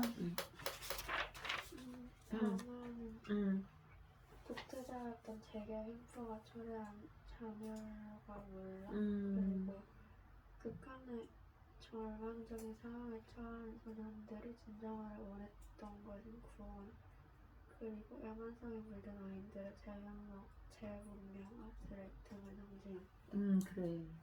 그래서 여기서는 마지막으로 우리가 구원의 상징이었고 어떤 희망의 상징이었고 과학 문명의 상징이었던 이 불이 생존의 필수적인 그 불이 결국은 몰락하게 만드는 그런 과정이었다 하는 거를 알 수 있다. 그 다음에 그 토론 주제는 제일 많은 게 이거야. 내가 만약에 책 속에 등장 인물이었다면 나는 렐프 곁에 있을까? 나는 렐프 편을 들까? 아니면 잭 편을 들까? 더불어 나는 이상주의자인 렐프 구조돼야 된다. 구원받아야 된다. 응? 굶어도 힘들어도 이상주의자인 렐프와 현실 살아야지. 구원을 받으려도 살아있어야지 구원을 받을 거 아니야 라고 하는 제 편과 둘 중에 나는 어떤 편을 들 것인가 이거에 대해서 얘기를 해볼 거야. 그리고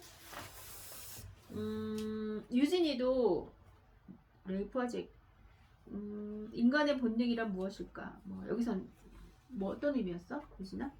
이게 그 렐프는 좀 도덕적이고 양심적이고 좀 사회 지금 현대 사회에 맞는 거를 계속 유지해 나가잖아요. 그나마. 근데 잭은 완전 악하게 변해버리고 막 살생을 저지르고 악함과 선함이 두 개가 같이 나오잖아요. 이 책에서. 그러니까 인간의 본능이 렐프처럼 선하고 도덕적인 걸까 아니면 잭처럼 악하고 막 살생을 저지르는 그런 비도덕적인 그래. 그런 걸까? 이거는 뭐 옛날부터 이제 많이 논란이 되었던 거지. 성선설과 성악설. 그치, 맹자님의 성선설. 인간은 누구나 착한 본성이 있어. 근데 사회가 이제 타락하니까 인간이 그거를 보고 배워서 영향을 받아서 타락되는 거야 라는 거.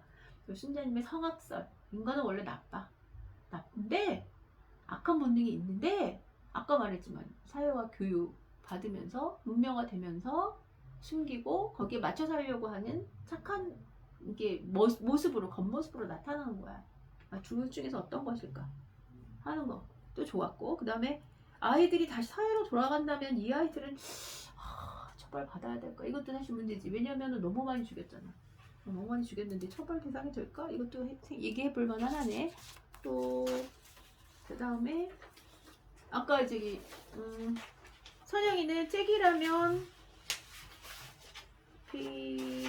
아까 이제 여기서 지금 규칙에 따라 할까 즉흥적으로 할까, 이거는 잭 편일까 렐프 편일까랑 비슷한 거지. 그냥 같이 가면 될 거고, 내가 잭이라면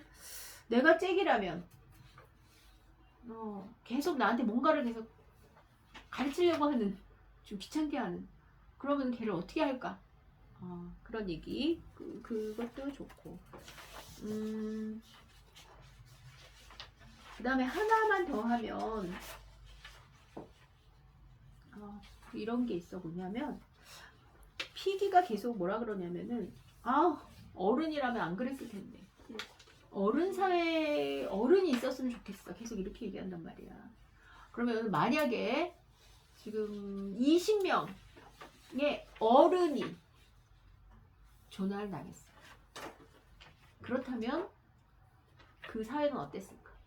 그것도 비슷했을 것 같아요. 얘네보다 더 잔인했을까? 아니면 그 어른들은 문명화됐잖아. 얘네들은 규칙을 지키며 잘 어른들은 있었을까? 한번 생각해 볼 만하죠. 그것도 어른이었다면 이것도 재밌어. 그것도 할 수 있어. 어땠을까?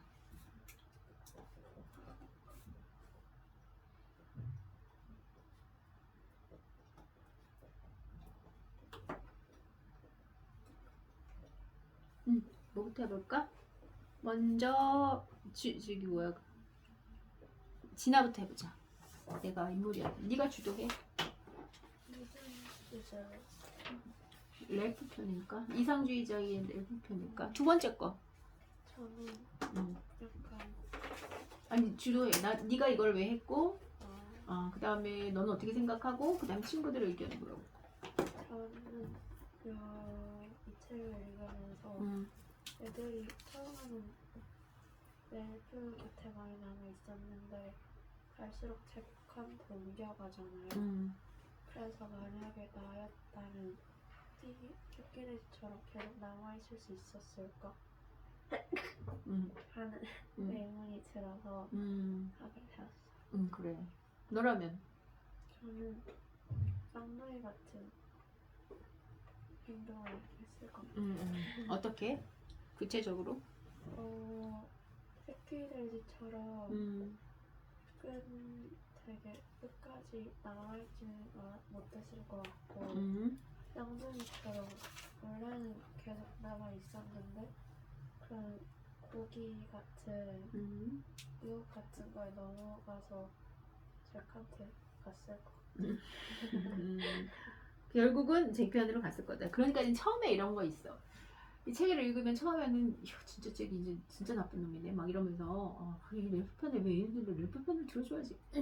얘가 사람이 많아야지 얘가 힘을 얻고 뭐 하는데 가다가 보면은 나중에는 진짜 쟤 나쁜 놈이네 막 하다가 보는데 나중에 보면은 이 렐프랑 있어서 살 수 있을까? 막 이런 생각이 드는 거야. 그치? 그러면서 약간 이제 마음이 흔들린다는 거지. 그럴 때 어떻게 할 건가? 누가 할래? 저는 나는 렐프 곁에 있을 것 같아요. 죽어도. 네, 죽어도. 음. 왜냐면은 막 멧돼지를 사냥하고 막 그러면서 걔네가 얻고자 하는 건 고기잖아요. 결국에는.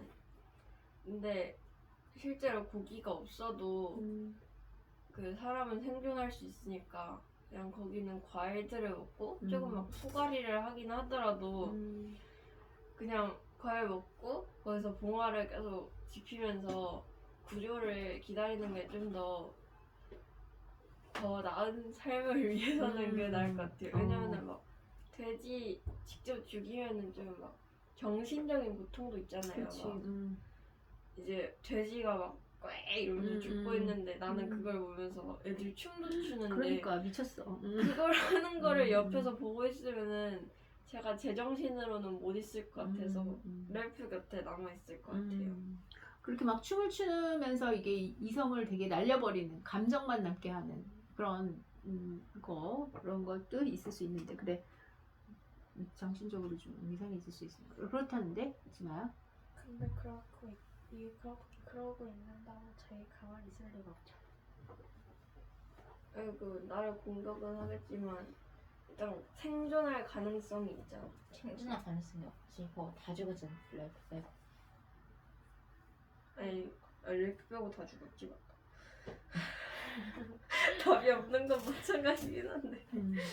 아니, 근데 그래도 이제 남겠다. 그래도 남을래요. 남으려는 의지를 보이겠다. 내가 선영이는. 살아남을지 누가 알아. 그렇지 선영이는 저는 제 편 처음부터. 처음부터 제 편이다. 왜? 일단 난 살고 봐야 되는데 렐프는 할 줄 아는 게 봉합 시간밖에 없잖아요. 그러니까 무능력해 보여. 걔는. 잭은 적어도 생계 유지는 할 수 있어요. 나를 살려는 줄 것 같다. 근데 렐프는 계속 미래에 내가 어쩌다가 한번 무인도에 배가 지나가면은 불을 피우겠다고 그 생각만으로 뭐 먹을 것도 제대로 못 구해주고 그러는데 지금 그래도 사람이 주변으로 올 동안은 계속 살아있을 수 있으니까 오히려 그 편이 낫겠다고 생각해요. 적어도 한 해가 지나기 전에는 배가 세네대는 올 거라고 봐. 보장은 그거잖아. 지금 여기서도 이미 두 근데 배가 만약에 왔잖아. 이런 거지. 근데 이제 이런 거 있잖아. 제 편의 애가 살려줄 것 같잖아, 잭이. 근데 제 편의 애들이 점점 많아지니까 잭이 더 힘을 얻었는데 잭이 나쁜 걸 알고 가면 갈수록 애들이 제 편을 들지 않고 잭에게 경고하고 그럼 안 된다고 했을 때 잭이 더 그렇게 악해지면서 권력을 가질 수 있었을까? 어쩌면은 점점 애들이 야 이게 잭이 더 낫네, 뭐 잭이 나한테 고기를 주네 막 라고 해서 애들이 점점 잭 편인 애들이 많아졌기 때문에 잭이 더 강해진 건 아닐까?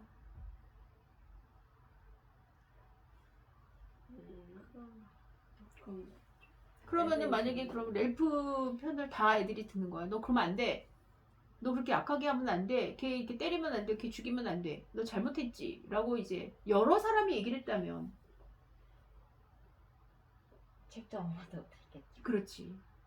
그랬을 때 어떤 주제의식 같은 게 또 있을 수 있을 것 같아. 그러니까 우리는 살아야 돼.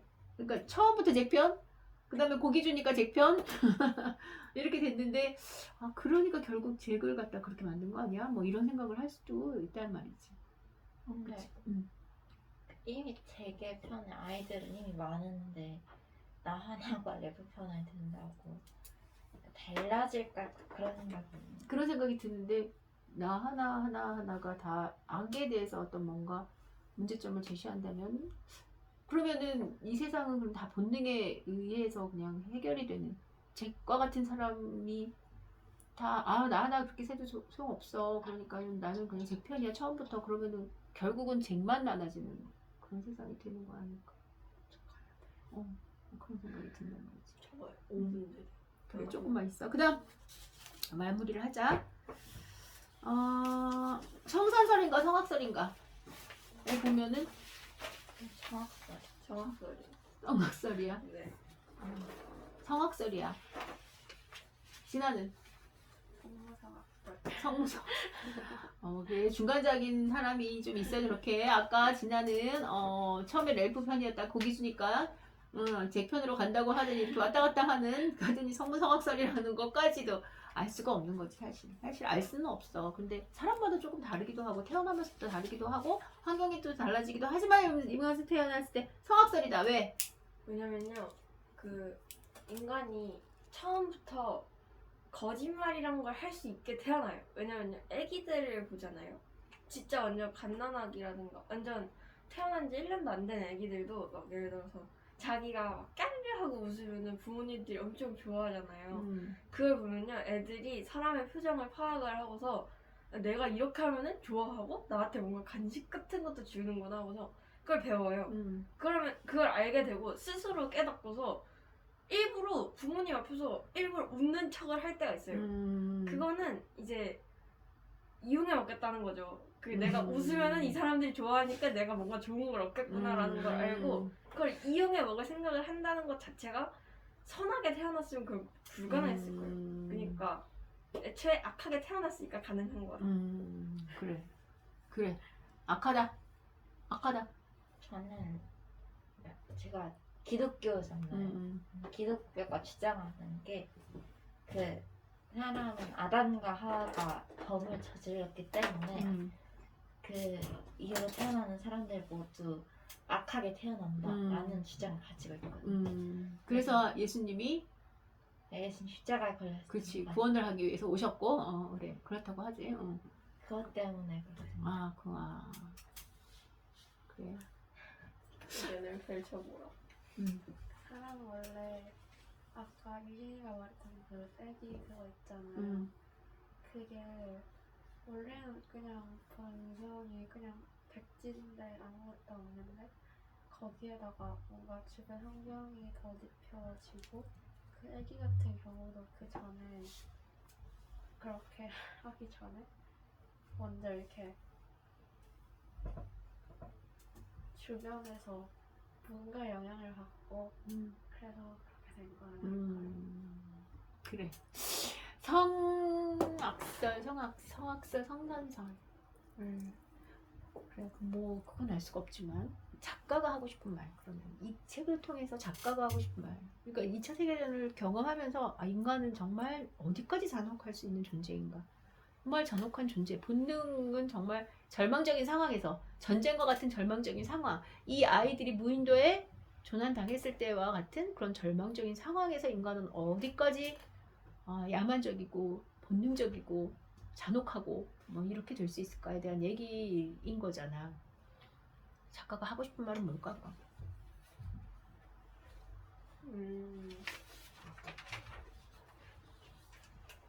인간은 본능적으로 악하다. 그것만 보여주고 싶었을까? 그건 아닌 것 같아요. 이제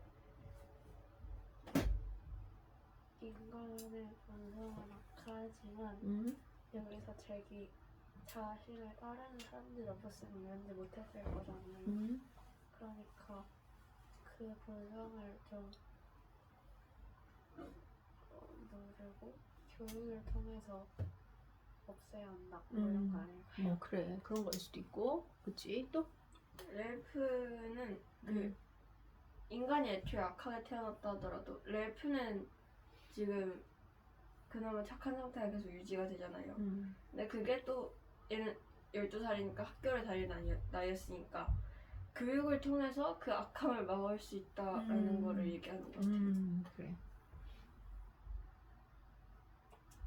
그 악함도 악함도 다수가 몰리면 그 악함이 선을 이겼지만 선함이 선한 사람이 더 많고 옳고 그름을 확실히 구분해서 행동했다라면 다른 결과를 만들 수도 있다라는 걸 알려줘. 그렇지. 한 사람 한 사람이 어떤 악함을 추구하거나 악함을 도우면 그냥 그 세계는 악해지는 거고, 한 사람 한 사람이 악함에 경계하고 그다음에 거부하고 착하고 선함을 따르면 그 사회는 선해질 수 있을 거라는 거. 그다음에 어떤 본능보다는 이성과, 그치? 이성에 충실하고 어떤 문명화되고 어떤 사회화되는 규칙을 지키는 그런 것들을 잘 한다면 이렇게 되지 않을 거다. 뭐 그런 경고일 수도 있겠지. 그래서 그런 얘기야. 다음에 독후감은 어떻게 쓰냐면 칼럼을 써봐. 칼럼. 우리 칼럼 읽어봤나? 칼럼은 뭐냐면은 요즘에 있었던 어떤 사건. 이 사건이 뭐야? 야, 요즘에 이번에 뭐 지난주에 어떤 섬에서 어린 아이들이 조난당했다가 구조된 아이들이 있어. 근데 걔네들이 20명, 몇 명이었지? 한 20명 정도 되는 아이들이었는데 달랑 3명만 남았다든지 뭐 아니면 잭과 어떤 아이들만 남았고 다른 애들 많은 아이들이 죽었어. 그리고 애들을 인터뷰해 보니까 이런 일이 있었대. 꼬꼬무. 어? 꼬꼬무. 꼬리를 있었대. 그거 보니 우리 아이들이 어떤 문제점, 인간의 어떤 본성, 그냥 그건 너무 힘들겠다 너네. 그냥 독후감을 써라. 감상문으로 써라. 아니 이렇게 하면 더 재밌긴 한데